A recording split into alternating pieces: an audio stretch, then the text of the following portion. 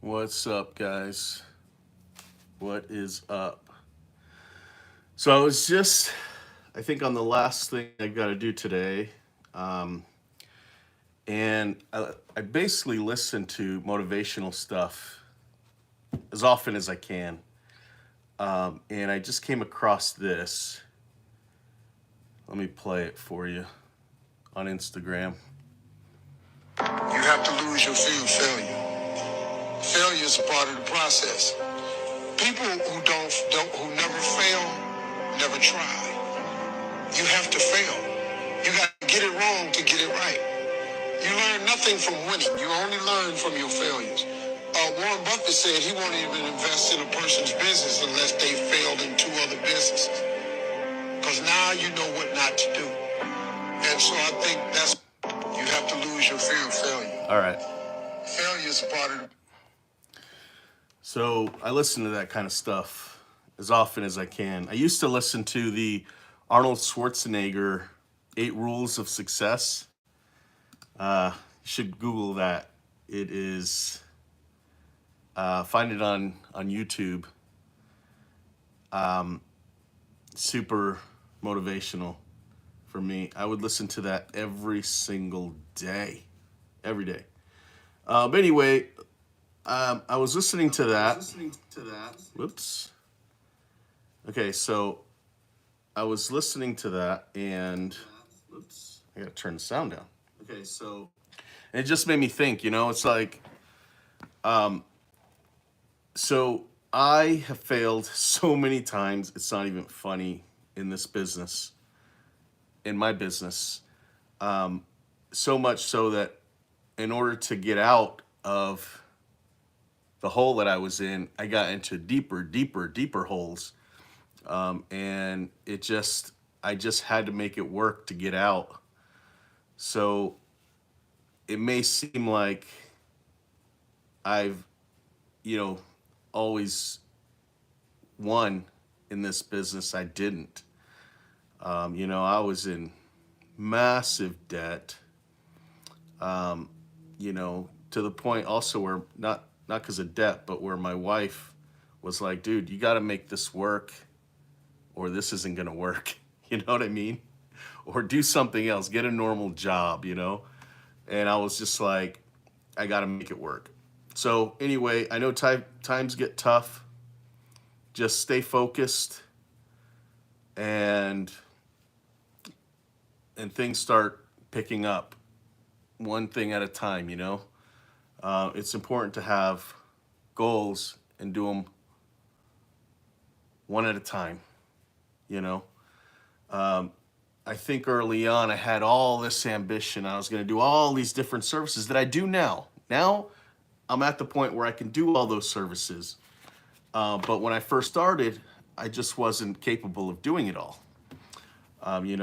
So I had to focus. I said, okay, I eventually want to fertilize, but I'm just mowing right now. I'm gonna build a team that can mow, get that going where I don't have to worry about it.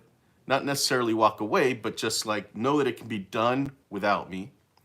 This is eventually, right? When I first started the business, I did as much as I could, like out in the field all the time. But because I realized I was try and fertilize, I was trying to clean gardens, I was mowing lawns, I was doing these little side landscaping projects, and I realized I just have to focus on one thing.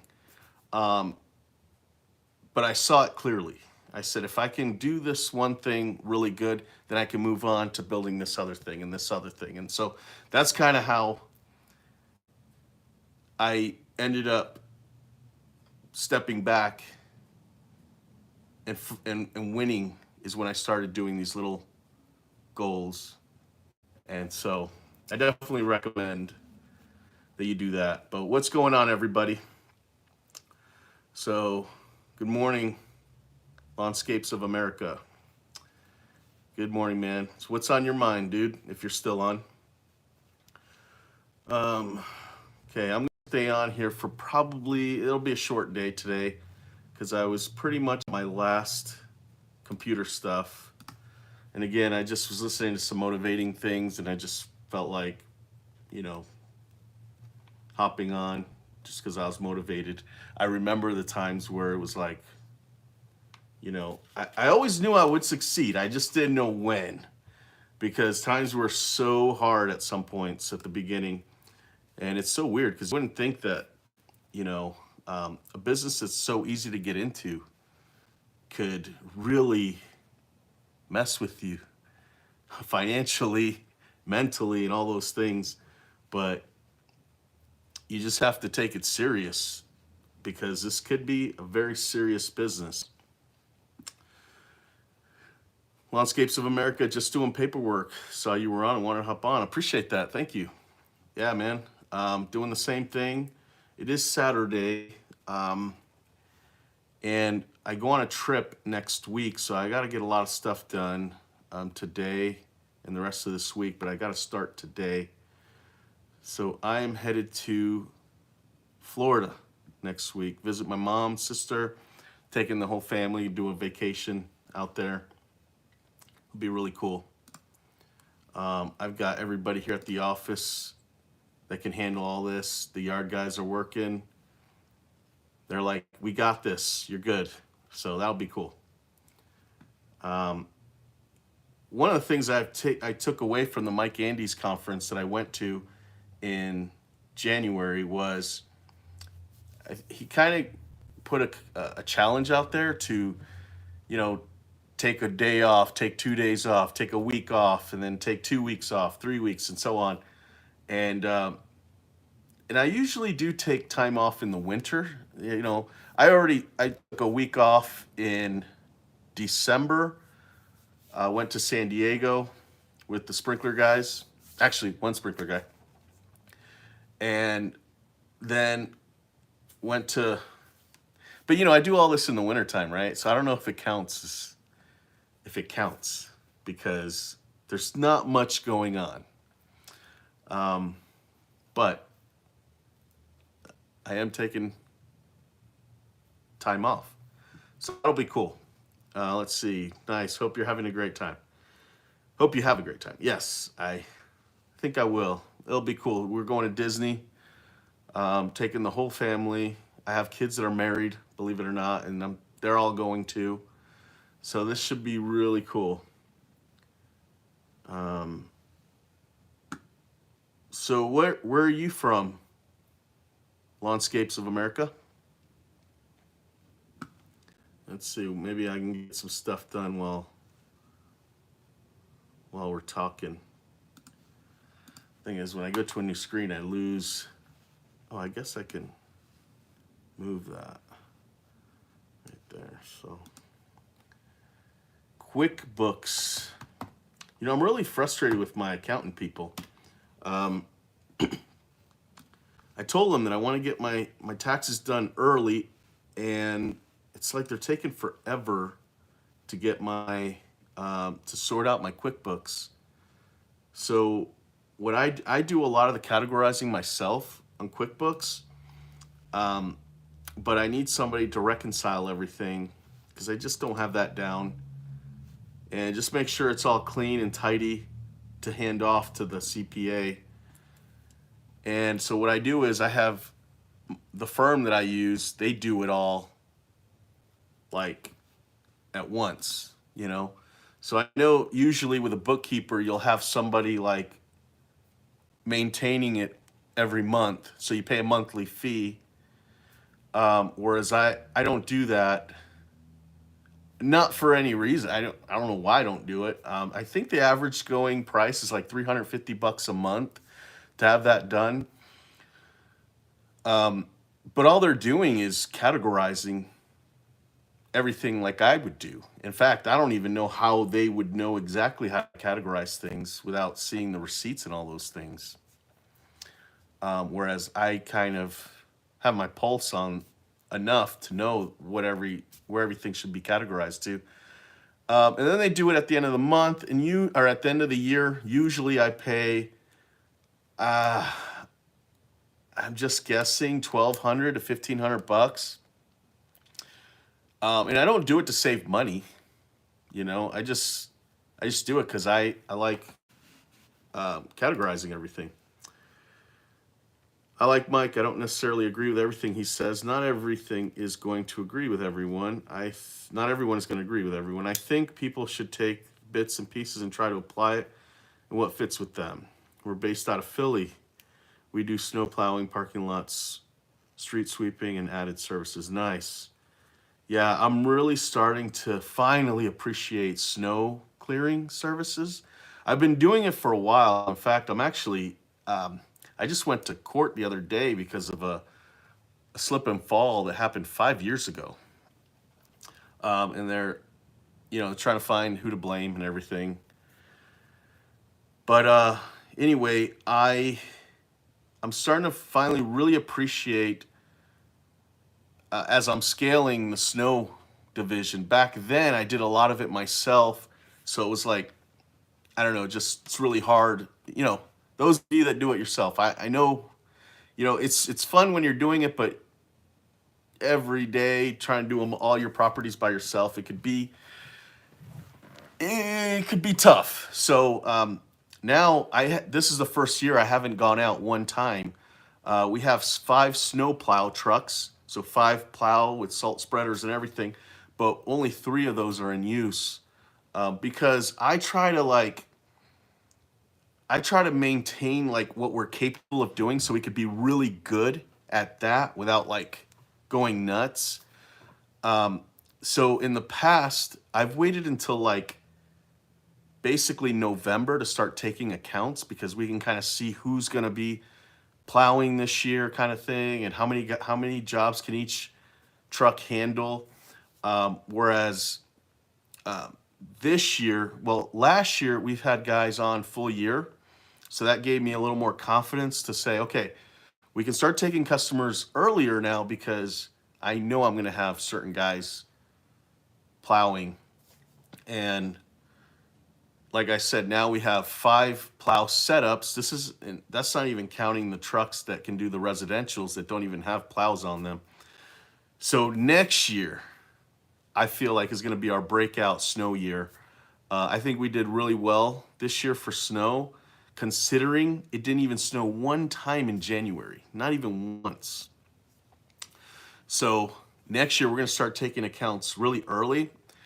Usually by July, the phone starts ringing for snow quotes, and we're going to start really going after it this year.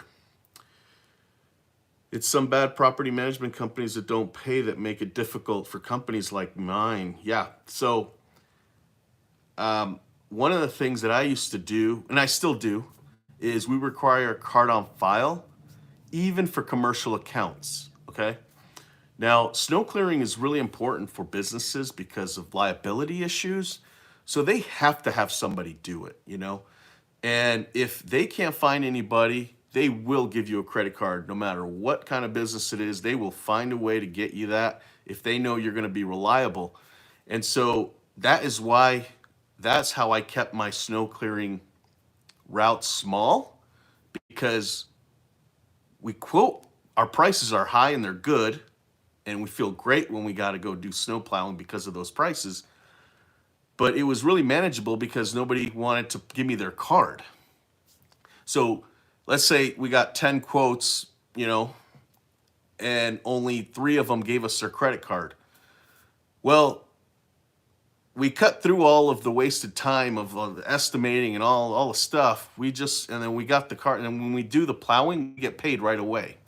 So we still do that now, but now we offer a discount with commercials. These are just commercial properties. So with commercial, we'll give them a quote, give them the price, talk to them about it, and then we say, if you have a credit card on file and we can charge it after every storm, you get a 10% discount. And that has been working out amazing. We do, so out of all of our commercial accounts, there's only like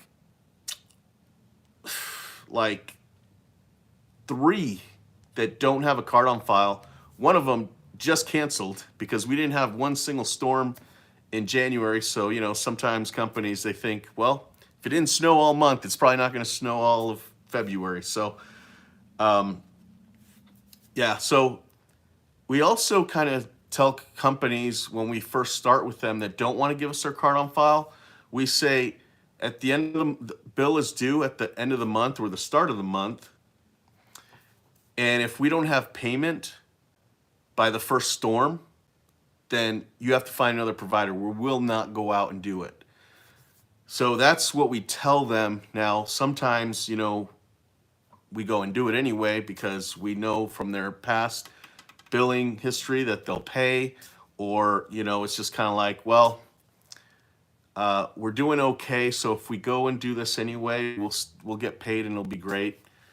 Haven't had any bad experiences with people never paying. I know what it's like to wait on payments. That's probably why we don't do commercial accounts for any other services.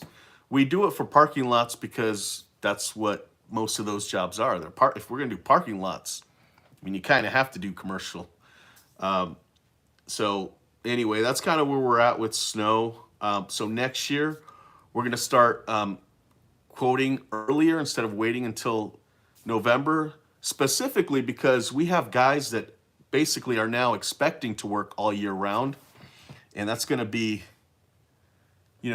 really, I'll feel really confident that we can take on those jobs. And these guys know what they're doing. The two plows that aren't going out for commercial properties, they're actually taking them for their residential houses that they're doing just so they can kind of get used to moving snow from the street, scraping the driveway back. We actually have a driveway that's so big that they actually plow the driveway to the backyard. So that guy is getting pretty good experience based on that. And so next year, I feel confident that we'll be able to send him out to do some commercial jobs.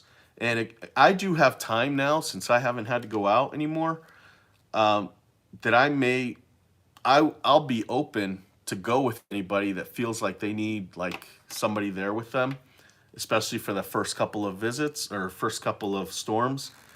So that's what's going on. I'm really finally appreciating snow. And another thing, we have figured out a good way of paying everybody for the wintertime. So I will actually maybe go into that next year because it's a little late for anybody to start doing that this year. Basically, it's doing all winter contracts with your residential customers for their driveway and sidewalks, getting all of them to prepay for the whole year, but you'll go out as many times as it snows. And if you do that right, you'll have enough money in a bank account to pay your workers whether it snows or not every week. And so we did that this year and it worked great. The only problem is it didn't snow all of January. So, me and the office are feeling like we might not have a big turnout next year because of that. So we're trying to add ways to add value. We're trying to find ways to add value so that the people that do that don't feel like, they paid and it didn't really snow. Although we did have a huge December. I mean, it snowed a lot in December. It snowed more in December than it did the last 2 years, all of the years too. So we had great December, and it snowed the first day of February. So we were out working. We just had a break in January. So anyway, once you have that figured out, then the commercial accounts just pay for all the upgrades that you're going to do in the yard, the office. That basically paid for everything that we had to buy this winter, all the commercial accounts. So it worked out really well. And again, I'll go into that like maybe next year. Also, another thing that's new is we do something called the February deal, where we only offer mowing discounts during the month of February if they prepay for the whole year. So prepays. It is now the first week of February, basically just ended. And so we actually started the February deal the last week of January as well. And we've got 70,000 in prepays already.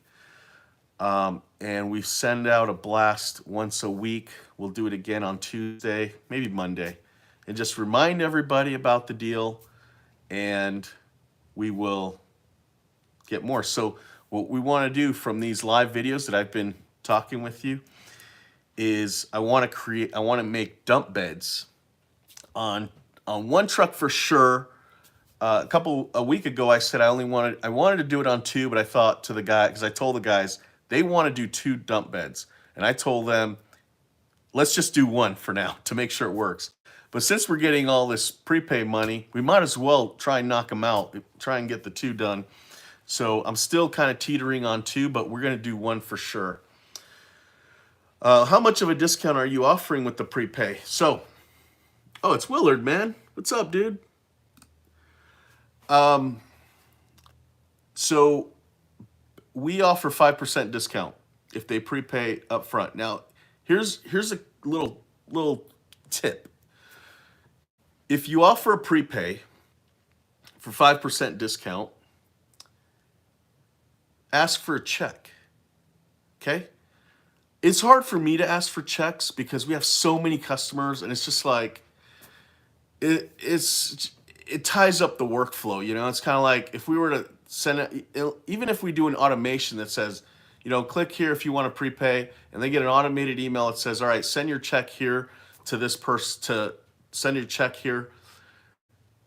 It still ties up the workflow and everything. And so I'd rather just, you know what, we do mention you can pay for check. But if you were smaller, you know, offer checks, because if they pay you in checks, then you don't lose out on that credit card processing fee that they would have paid anyway, right? So if you get a check, it's almost like you're not even giving a discount. Now I'm somebody that likes to have the money up front as fast as possible. So I take the hit. But you know, it's all personal preference. Another tip I would do, because you know the prepays are a big deal to some people. They don't like doing that. You know, I get it. I totally get it. But I'm somebody that likes to have money. Kind of like when I was younger and I'd do my taxes at H&R Block, and they'd say, "Here's your tax return. You're gonna get $1,000. You can wait 3 or 4 weeks." I don't know if they do that now, but when I was younger, that's how it was. You can wait 2 or 3 weeks and you get $1,000, or you can pay $150 now and we'll give it to you right now. I would always do that because I just need the money now, right? So that's kind of like the idea. But if you take a check, it's like you're not even giving a discount and you're getting the money up front. Another tip you can do is when you do collect on prepays and you're giving them the 5% discount, you can change the budget hours on how fast your techs are supposed to do it. So if they originally would have had, you know, let's say 32 minutes to do that property with the full price, but you get a 5% discount, you know, you change the budget hours. So if it was 32 minutes, change it to 28. You know, and you tell the guys, you know, if you even have to tell the guys, you know, but with that money, you're buying new equipment, so you can tell them, hey, look, this property got to go a little faster because they prepaid, and that's why you have that new trimmer in your hand. So, so that's why the budget hour on that property is a little faster than the rest. But you do that, you're saving your money back again. You know, it is a little, just saying it out loud kind of sounds a little unfair to the techs, but if you're open with them and tell them what you're doing and why, and make sure you're using that money properly, shouldn't be a problem. You know what I mean? We all make little sacrifices every day for our businesses, and I think that's something that you can also do if you're really worried about that money that you're giving away. But it's not very much, you know? So like a typical house that is prepaying, if their normal price is, let's say, $40, they're gonna be paying $37.50. That's not a big discount, but you're gonna get all that money up front, and you're gonna be able to have a cushion for, you know, make sure payroll is made if you want to keep the cushion in for that.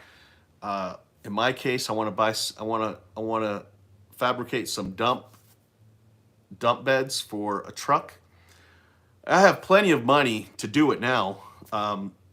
So now I'm kind of thinking, all right, I got to be careful because I have so much money. I might want to do two, but I should just do the one just to see how it goes.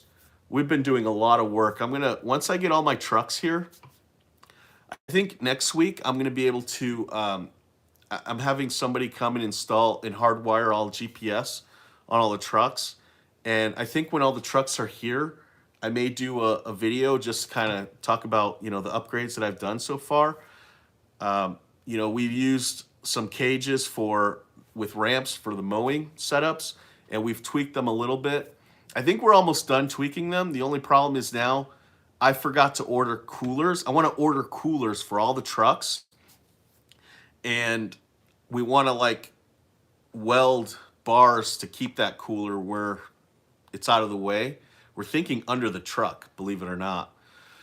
So anyway, that's something we still need to work on. And I forgot, I want to order some coolers. What's a cool, good size cooler? So we normally have those, what do you call them, 28-ounce bottles of waters that I give out to everybody. We need to store like 15 of those in every cooler every day in each truck. So I need a cooler that's, I don't want to buy like the best cooler. While I'm looking for coolers, I see there's like, I can spend like $700 on a cooler. I think the most I want to spend is $70 on a cooler because I need to have them on all the trucks, and that's going to get kind of expensive. But I feel like I want to supply that this year. What percentage of your total revenue pays ahead? Good question. I don't really know. Let me see if I could do the math really fast. So it was about, so if we had, I'm going to say 480, and it was about 100. So it was about 100 customers that, no, was it that many? No, it was 80. It's 80 customers last year. This year, it's so far it's less. The reason why we have so much money this year already is because we started doing prepays for garden maintenance. That's a new one, huh? So we have so much data on all these customers that we know exactly how long we spent on all their properties just weeding their flower beds and shrub pruning. And if we've already done it all 1 year, we pretty much know that we're going to be there so many hours every visit this year. So we have some customers that prepaid for even their garden maintenance. So those were like some $5,000 pay aheads. And that's going to mess with us a little bit because the garden maintenance is all hourly, and we're at $65 per man hour when we do those things. And that is going to mess with the numbers a little bit because they have to be there for a certain amount of time. And so I've talked to the garden manager about that, and basically we're just going to have to flag those on our spreadsheets when we're entering in the man hour rates and kind of come up with the number that we'll be happy with. We are taking a little hit on that one. I will give you that. So we do need to figure out ways to upsell while we're there to make up some of that money. Again, it's not very much, but since it's hourly, it's not like mowing. You budget it for 30 minutes a house, and they can be done in 10 minutes, and you're out, you're fine, everything's good. But with garden maintenance, we tell the customers we're going to be there for a minimum of 3 hours, and we can't change that even though they prepaid. So they're getting a good deal. It's kind of funny because they're getting a really good deal, and some of them don't even know they're getting a deal or don't believe they're getting a deal, but we're actually going to be taking a little hit on profit there until we figure out a way to add more value to that job and upsell. So we'll be doing things like that, and we're going to give it a shot. But like I said, it's not like every customer's doing that. If every customer was doing the prepays, then it'd probably be a problem. But because it's only a handful, especially the garden maintenance customers, it's not like it's going to make a big difference anyway. Just on that specific job, it'll be off a little bit.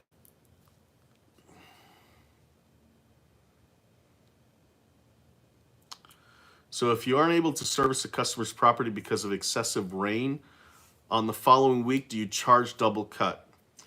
No. No. So here's the way we do it. So we have a couple of ways that we do this. So if we had a customer yesterday, brand new customer, one that I bought from another company, um, had an issue with that. Like they were like, well, what if I pay you and it rains and we can't, what if you, for whatever reason, you don't mow 32 times, right? Well, what we say is, well, we keep going even if it's past, the 32 weeks. It'll be fall time. There are going to be leaves. We'll just count it. We'll still show up to your property and mow the leaves up. That's one way of doing it. The second thing that we do is those prepays. We pretty much call priority customers, right? So it's like we don't want to have to refund that money at the end of the year. So there's two ways we go about it. We've been doing prepays for a long time, so we've gotten to the point where we say, there is no refund on a prepay. We'll just keep going till the end of the year. Or if we have to go make up for it on the second week, it's just all included. Just know that by the end of the mow season, your lawn is going to look great. That's what this money covers. So that's one way of going about it. The other way of going about it is we schedule mowings Monday through Thursday, and we do first time mows on Friday, right? So if there was a house that, let's say it was on Tuesday and it was raining really bad, but it was a prepay customer, we'll move them to Friday, as if it was a first time mow. So that's kind of the way that we kind of dealt with that. But we're a company where our guys just want to work no matter what. So we go rain or shine. I mean, if it's raining so bad, we're not going to go. And we actually did some numbers last year, and the days that it was raining and the guys would come in the morning and then go out and then have to wait because the rain is too hard still, and then they go out again and don't finish the route or finish the route really late, we're actually losing the most money on rain days. So next year when it rains, we're actually going to just say don't even bother coming in, because we're losing money when they wait for the rain with that drive time. So anyway, I don't know if that answered your question or if I confused you anymore, but basically we do those on Friday along with our first time mows. And so that's kind of how we do that. Do you suggest switching from pay as you go to prepay?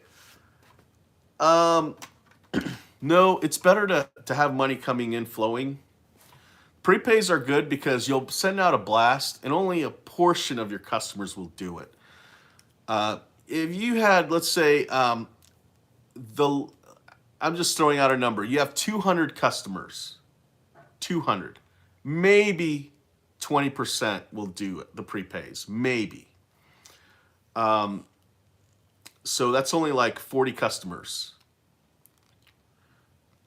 which can add up. It totally can add up. I mean, I've had routes where it was like the whole route was a prepay, on a Wednesday or something like that.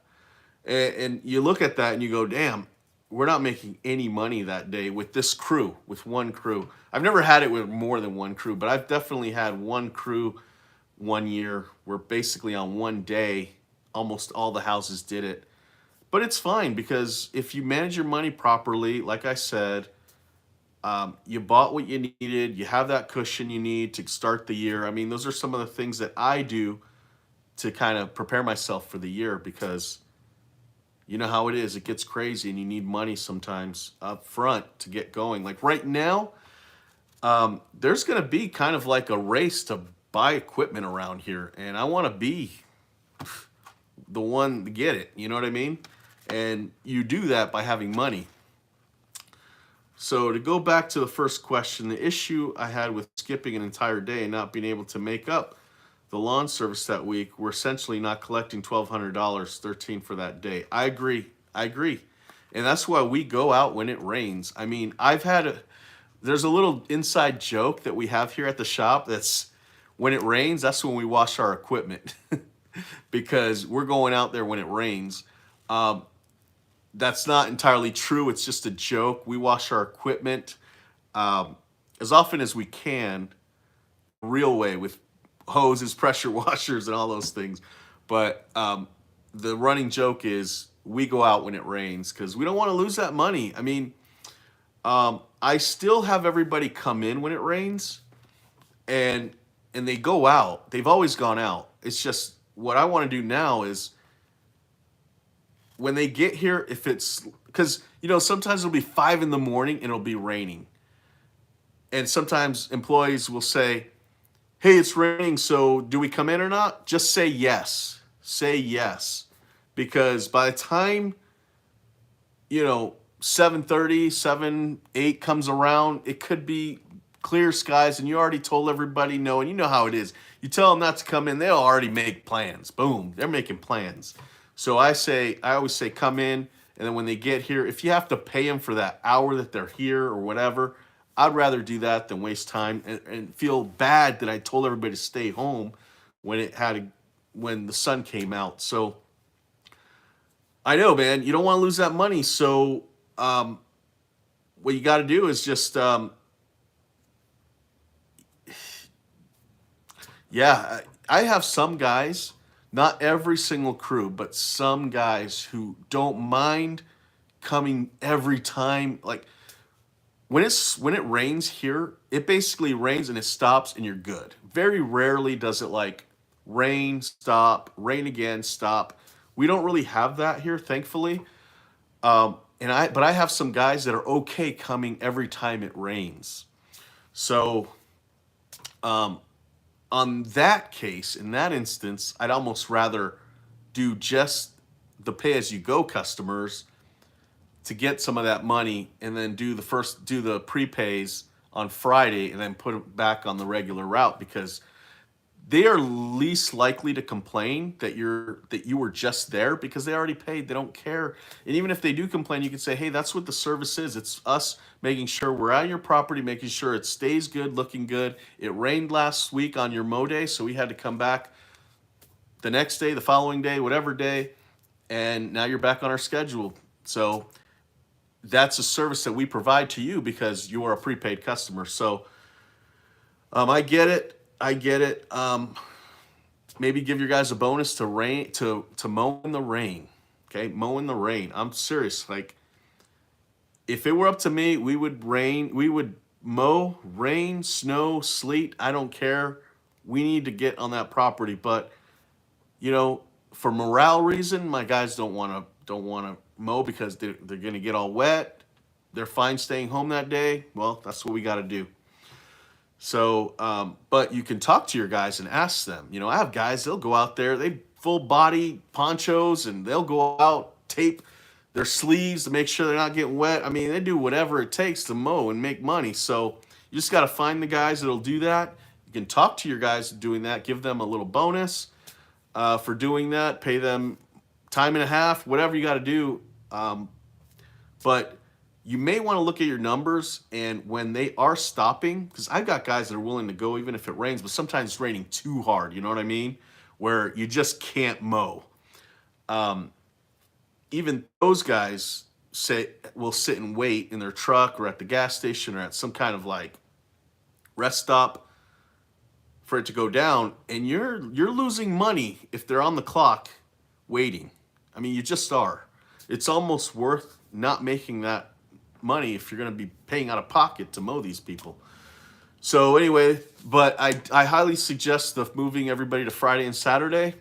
Move your whole route. If you're scared of losing that $1,200 to $1,300 a day, just move your whole route every day. If it rains on Monday, well, then do Monday's route on Tuesday, and then keep going till Saturday, if that's what you got to do, or even Sunday. I mean, I don't know. I don't put things on my employees on the spot. I like talking to them. I have a group of guys that I know will work Friday, and I have a group of guys that I know will work Saturday. I have no mow guys ever. I've never had requested a mow guy to mow on Sunday, but I have garden guys that do garden cleanups, landscaping, and they will work Sundays. They tell me to ask some customers if they can come back on Sunday, because those guys are willing to work 7 days a week. But you just have to ask and find out. I wouldn't put that on my guys just to do. I would do this the Friday. It's like, hey, Friday's the makeup day. Everybody, you know, if you work here, you're agreeing to working on Friday, even if you already have 50 hours by Thursday. I mean, come on. We work outdoors and we got to deal with things. But the Saturday, I like having only the guys that want to work on Saturday. And if we were to do it on Sunday, I would definitely only have the guys that want to work on Sunday. So equipment is still scarce and some equipment is unavailable unless you're okay with lighter duty equipment. I appreciate lighter duty equipment, as do not scoff, as they do not scoff at it by any means. No. Yeah, I mean, yeah, you got to use whatever you got to use. I used to be super loyal to Toro brand only and Honda. Nowadays, as long as it runs and my guys like it, we're gonna use it. I've demoed equipment from companies that I thought were good price and we can get them, but my guys just refuse. Like, they didn't use it, you know, because they didn't like it. It was too slow. Whatever the reasons are, and if that's the case, then I won't buy equipment. I mean, if we were desperate enough, I'd tell them, hey, this is all we've got. But currently, we have options, so I get it. Like, just use whatever works for sure. We run Xmark and Toro 30-inch. We purchased extra Toros. Yeah. Yeah, I've got, I still have a bunch of Turf Masters. I'm done with Time Masters, man. I should do another review on Time Masters. Time Masters break a lot, so I'm done with that. I've had my Turf Master with the Kawasaki engine for 3 years now. I keep hearing how much better Kohler engines runs on them. Thinking of making a switch this season at some point. So I will just say the Kohler engine is not necessarily better. I think mechanics think it's better, but they have more Kawasaki parts available. But honestly, I bought, I can't remember now. I think I have two Kawasaki and two Kohler engine 30-inch mowers, and the one that went out first was my Kohler engine.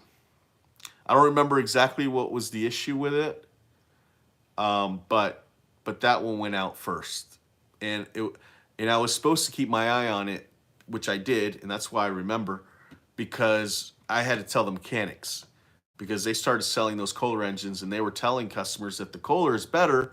And since I bought, you know, one of each, and they know that we use them a lot, they asked me if I could tell them which one went out first, and then I followed up with them and told them it was the Kohler engine, and they were actually pretty surprised. So we also buy equipment from the local Home Depot in the area.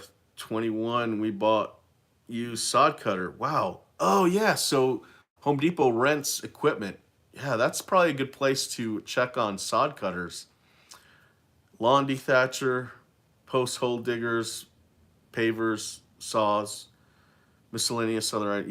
Yeah, for sure. Because after a certain year, like all those rental places, they just want to, they basically sell their equipment for half price after like a certain number of years, like say 3 years, because then it's only, they put that money towards a new one.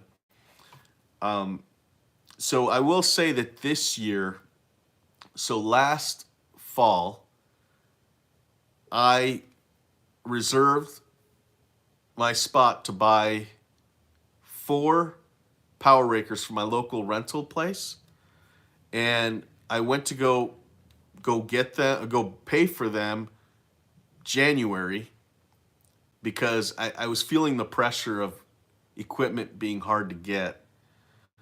So I hurried over there, and they decided to not sell them. They're still holding on to them. The owner of that place actually said, because it's me, they're going to sell me one. And so what I did was I took all my power rakers. I asked, okay, if you can't sell me new power rakers, can I bring you all of mine and you work on them? Do whatever you got to do to make them as new as possible. And so they did that. And I just got a call like 2 days ago to pick them up, and I keep forgetting. And it's a pretty hefty bill. But if they're going to be like upgraded new parts, I'm pretty excited about that. It was a lot cheaper than buying 4 new ones. So I'm going to have 4 old ones, and we use the heck out of Power Rakers. So anyway, my point about all this is, um, even even though you can get rental equipment cheaper, it may be hard to get because they can't get new equipment. So they may actually charge you a lot more for that normally used equipment. So the Power Rakers I used to buy for like after taxes like $800. But this year they sold me the one for 1,000 plus tax. So it was a lot more.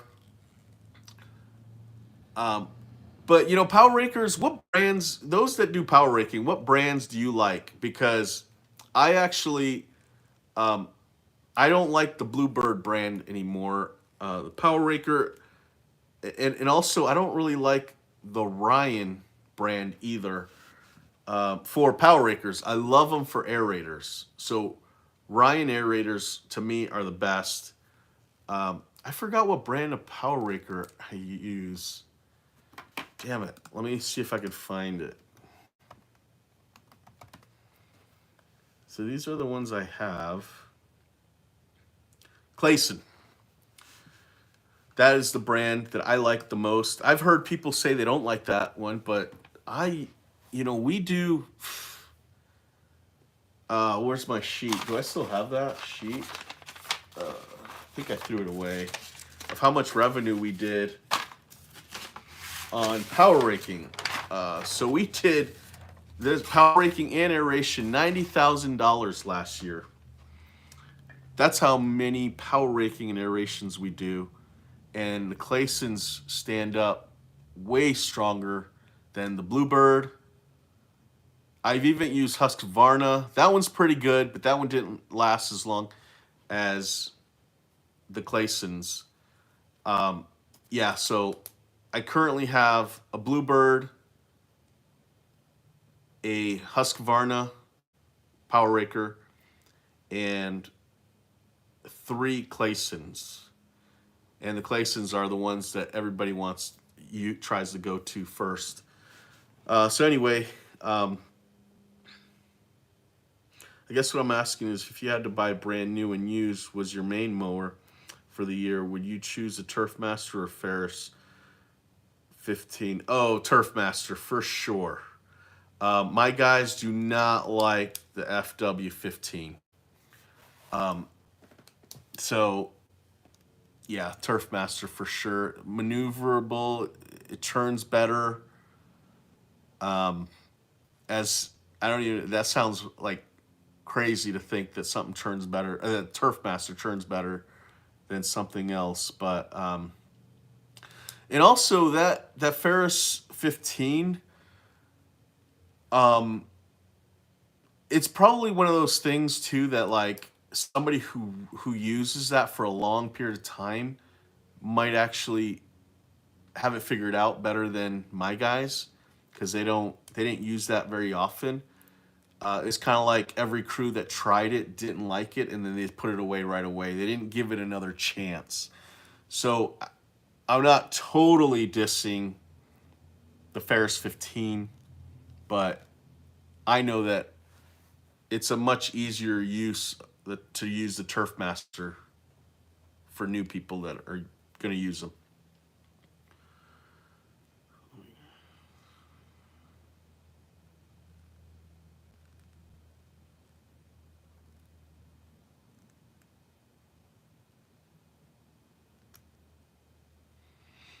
Yeah, nice. So basically, you're going to be buying equipment as they post it at the beginning of the month. And yeah, that'd be a good idea. So what I want to do is, I want to go to where I normally buy my equipment. I'm going to sit down there, like basically get there as soon as they open and sit there till like lunchtime. And I want to write down everything I need. Like I have good trimmers. So we bought brand new trimmers last year at the middle of the season. So I know that every truck has two good trimmers. So I want to buy one new trimmer for every truck, including the garden maintenance beds trucks, because we have plenty. And I want to buy a new 21-inch mower for all the mow guys. We have so many mowers, it's crazy. But I want to try and buy one new 21-inch Toro mower, because that's what my guys are used to. You know, about 3 years ago, no, yeah, about 2 seasons ago, we did a lot of like Honda HRCs, I think. And and I love that mower. When I mowed, that's what I liked using. But my guys just, they don't like it. That sometimes the clutch button doesn't work. You know what I mean? It's got all the levers that sometimes they come off if you bump into things. So they just don't like it. Let's see here. Is this a business in its own right? Oh, doing raised beds. It's a business in its own right. This will be a service that we'll build on, and we slowly reduce our lawn maintenance services. The market for lawn cutting is saturated in our area. Stay diversified. Yeah, yeah. So for sure, I agree, and I actually I'm kind of curious how this year is going to play out. Kind of going along with last year, how trucks are getting so expensive. You know, those of us that have trucks, we may be in a really good advantage this year, even in saturated service areas, because you know everything. You know, it costs so much to maintain things and have all these trucks. So I'm kind of feeling like, and I just bought a new truck, and I just fixed the truck that was sitting out here. So I've got a big fleet now, and I'm kind of curious to see if that's going to help me grow this year, because you know things are getting so expensive. But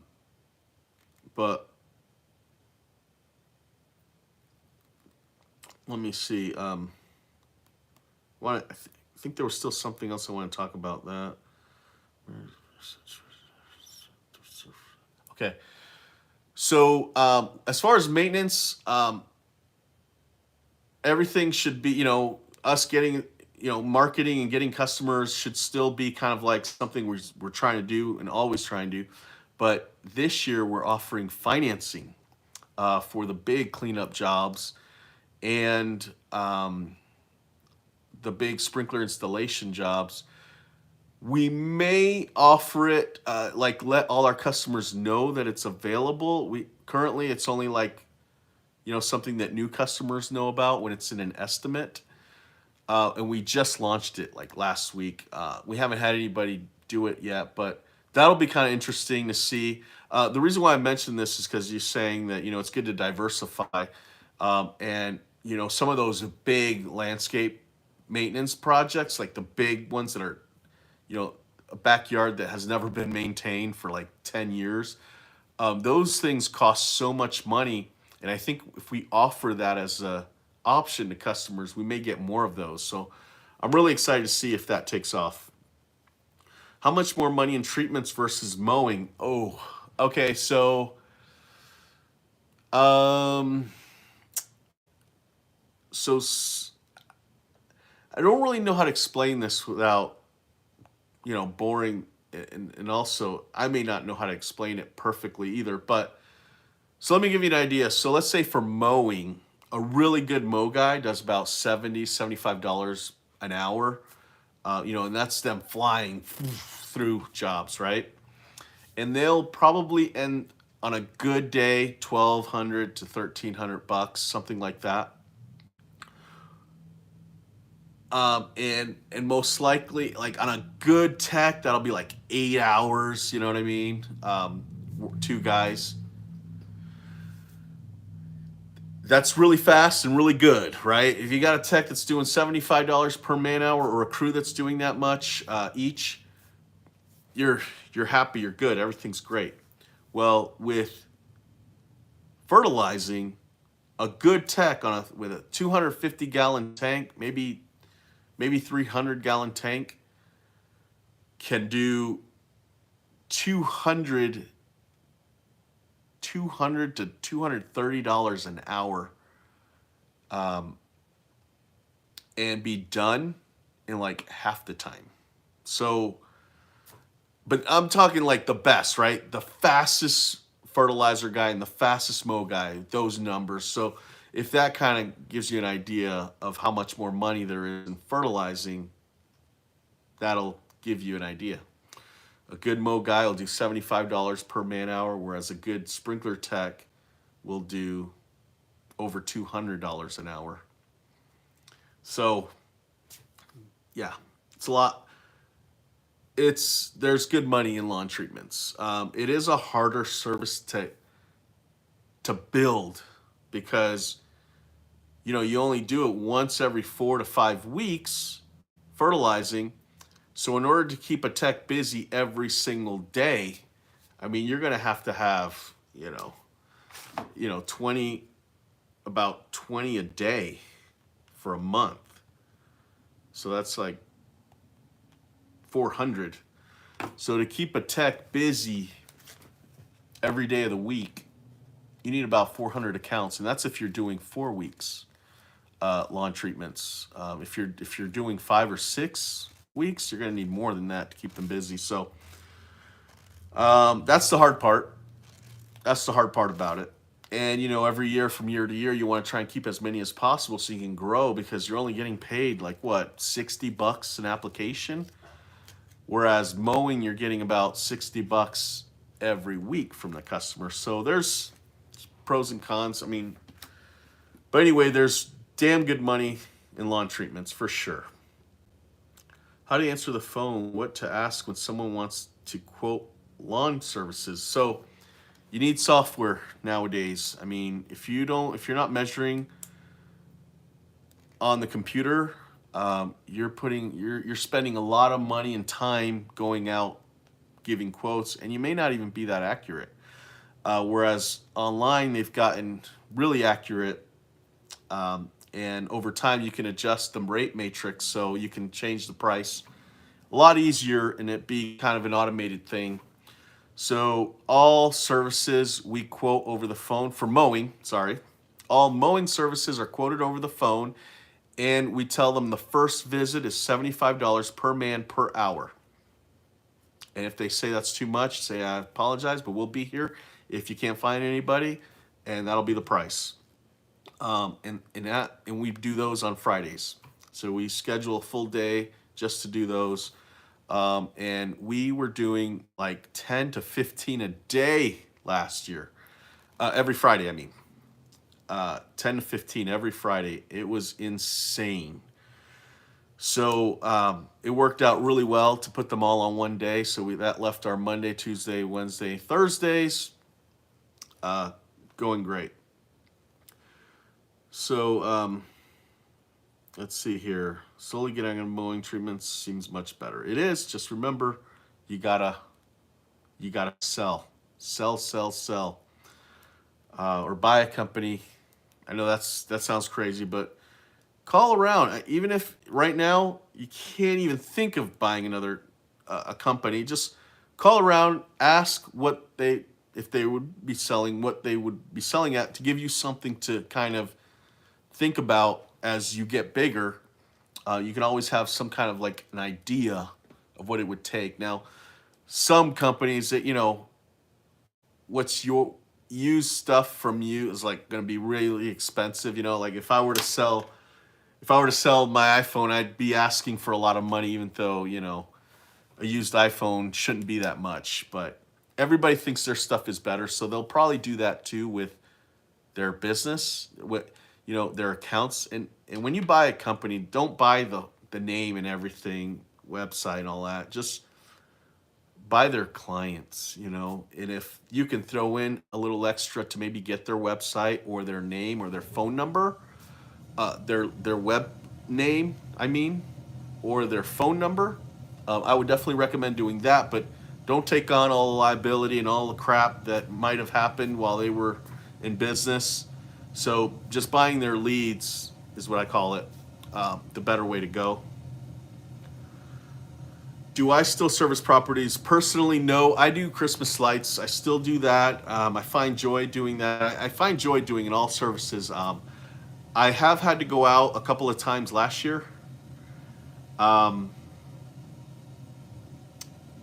But I find that I'm more valuable making sure all the customers are taken care of than me focused on one lawn at a time.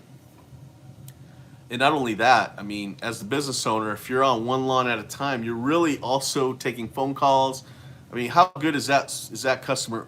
Imagine your worker taking phone calls on a property while they were supposed to be cutting grass, going out to their truck, writing stuff down, going back to the property, calling somebody else, making sure they're doing what they got to do. I mean, at some point, you're doing a disservice to your customers because you got so much else going on.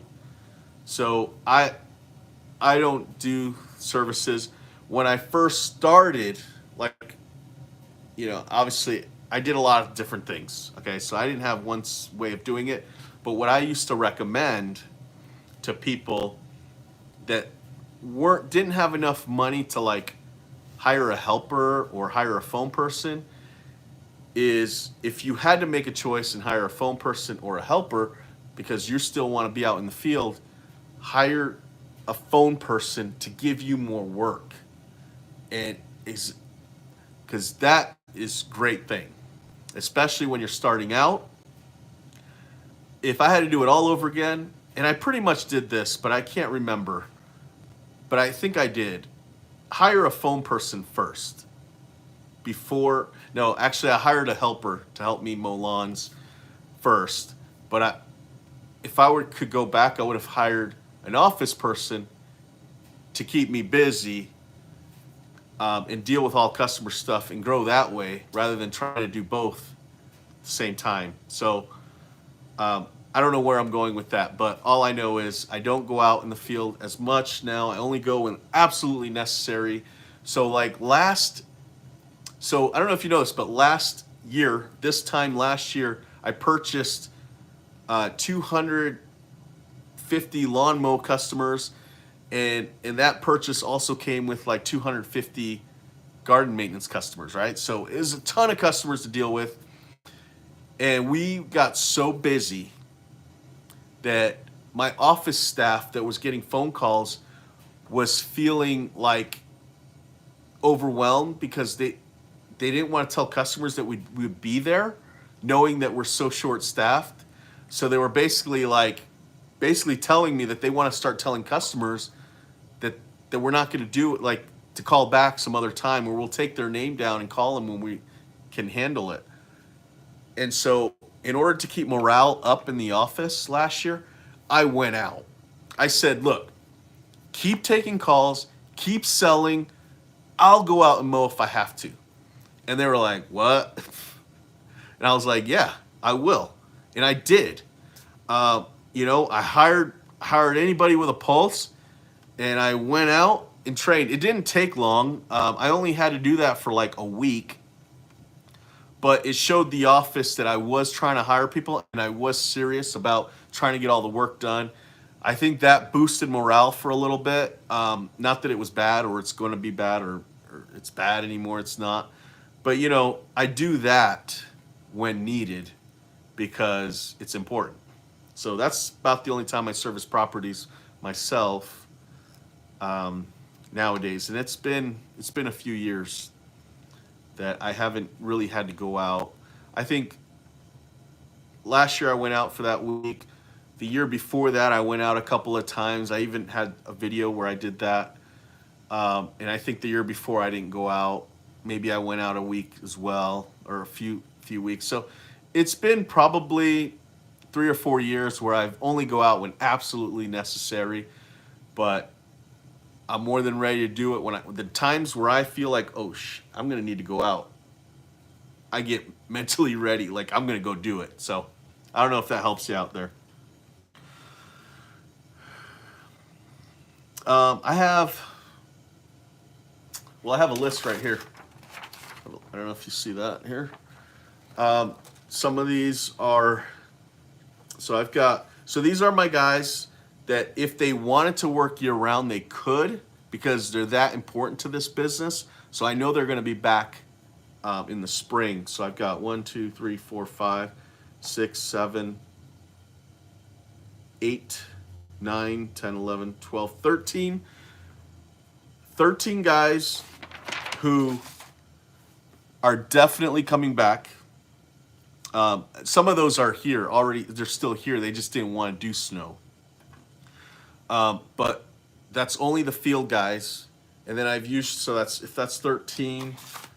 And then all the mow guys usually have a helper. So those weren't any helpers. Those are just like crew leads.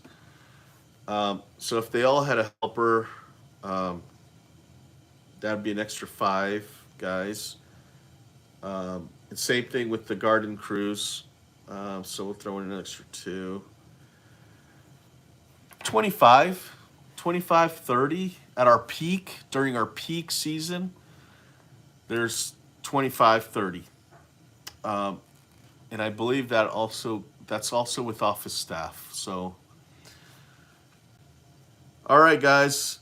Let's see here. I've been off for over an hour, and I thought I was only going to do 30 minutes. So, anyway, this has been fun, and I will catch you on the next one. See ya.